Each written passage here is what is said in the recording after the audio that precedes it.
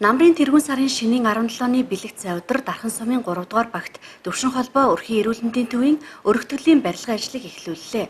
Тус өргөтгөлийг улсын төсвийн 250.8 сая төгрөгөөр хийж гүйцэтгэж байгаа юм а. За барилгын ажлын гүйцэтгэгчээр Sigma S компани шалгарсан байна. За өргөтгөлийг 2019 оны 11-р сард ашиглалтанд хүлээх өгөхөөр гэрээ байгуулсан байна. Шав тавих ёслолд аймгийн иргэдийн хурлын дарга Эрдэнэт, Дархан сумын засаг дарга Аз Жаргал, аймгийн эрүүл мэндийн газрын дарга Батцэнгэл нарын холбогдох албаныхан болон тусвагийн иргэд оролцлоо. За өнөөдөр Дархан улаан аймагт бас ялангуяа энэ Дархан сумын 1 2 3 дугаарыг нутагтаар бол сайхан үйл явж байна. Өнөөдрөөс 16 жилийн өмнө Төвшин холбоо өрхийн эмнэлэг анх 1 2 3 дугаар багийн иргэдэд үйлчлэх зорилгоор эрүүл мэндийн тусламж үйлчлэгийг үзүүлэх зорилгоор байгуулагдж ирсэн болов өнөөдөр бас энэ өргөтгөлөө хийж байна. Яхаа аргагүй сүүлийн үед хүн амын өсөлтөөс хамаарат одоо энийг хийх шаардлагатай. Өнөөдөр 1 2 3 дугаар өгдөр бол 4000 орчим бүрх 14 орчим мянган хүн амьдарч байгаа. Тийм учраас одоогийн 16 жилийн өмнө байгуулагдсан эмнэлэг маань өнөөдөр бас хүчин чадал өрөхгүй байна. Тийм учраас өнөөдөр бол улсын төсөвт 270 сая төгрөг тусгаж өнөөдөр 200 м квадратаар өнөөдөр өргөтгөж байна.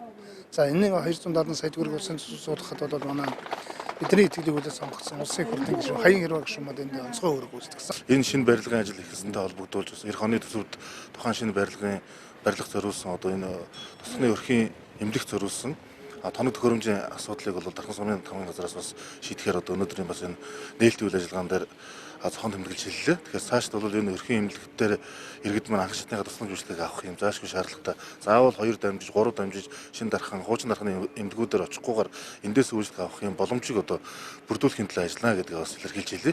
2 жилийн өмнө бид нар энэ өрхийн эмнэлгийн автотехникийн асуудлыг шийдвэрлэж дөрвний автомашинтай болгосон. Тэгэхээр энэ ажлууд маань цаашаа үргэлжлэн хийгднэ гэдгийг одоо бас илэрхийлж хэлье. Төвшин холбоо өрхийн эрүүл мэндийн төвөнд Дархан сумын 1 2 3 дугаар багийн 13-аас 15 мянга орчим хүнд эрүүл мэндийн анхан шатны тусламж үйлчилгээг үзүүлдэг. Нийт хүн амынх нь 40% нь хүүхэд хөгшөд байдаг юм. За энэхүү үе шаттайгаар өрхийн эмнэлгийг өргөжүүлж эрүүл мэндийн тусламж үйлчилгээний хүлээгдэл иргэдэд үзүүлэх чирэгдлийг бууруулж байгаад тусвагийн иргэд болон өрхийн эрүүл мэндийн төвийн эмч ажлагчдад талархалтай байлаа. Энэ өргөтгөлийн ажил нь болохоор 209 м квадрат талбай бүхий өргөтгөлийн ажил хийгдэж байгаа. Урд нь бол 196 м квадрат талбайтай тийм өрхийн эмнэлэг байсан. Энэ өрхийн эмнэлэг маань нийтдээ 1-3 дугаар багийн одоо 15 мянган хүн амд үйлчилдэг. Ер нь бол барилгын багтаамж бол муутай гэдээ нэлээд хэдэн жил яригдсны эцэст одоо 5 жил гараа яригдсны эцэст бол өнөөдөр өргөтгөлийн барилгыг 209 м квадратаар одоо тэлж барьж байгаа учраас энэ ард иргэдийн одоо тусламж үйлчилгээнд бол хүртээмж нэмэгдэнэ. Ард иргэдийн тусламж хүртээмж нэмэгдэнэ. За энд ажиллаж байгаа ажилчдын бас одоо ажлын байрны тийм орчин нөхцөл бол сайжирна гэсэн юутай байгаа.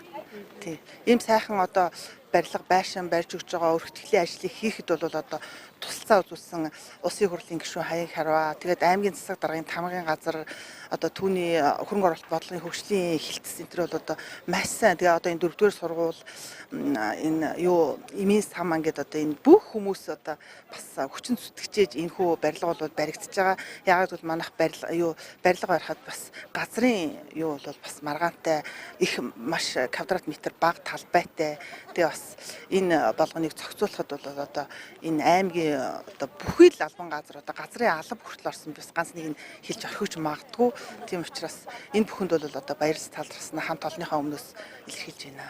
Танайх одоо нийт хичнээн алба хаагчтай хэдэн их эмч ажиллаж байна? Манайх бол одоо нийт 6 их эмч, 5 их эмчтэй 19 ажилчтай. 19 ажилчтай. Өргөтгөл нэмэгдснээр эмч ажиллагдсан та нэмэгдэх үү? Өргөтгөл яснаар яг уу эмч их эмчийн нэг оронтой нэмэгдэнэ. Одоо өрхийн эмнэлэг өргөдөх их зөвтэй гэж бодож байгаа. Яагаад гэвэл одоо манай байгаа газар бохирдол ихтэй, цаг уур бохирдолтой одоо тэгэл янз янзын эрсдэл маш их гарч байгаа учраас энийг хамгаалахад энэ байрлал маш их чухал гэж. Маш их баяртай байна. Хаяан Хараа даргатай их баярлалаа. Хэдэн жил яригдчихэж өнөөдөр энэ бол энэ сайхан өдөр, ийм сайхан өдөр бий болж байгаад маш их баяртай байна. Байнгын үйлчлүүлж яадаг би бол өөрөөс энэ эмнэлгээс салдаггүй.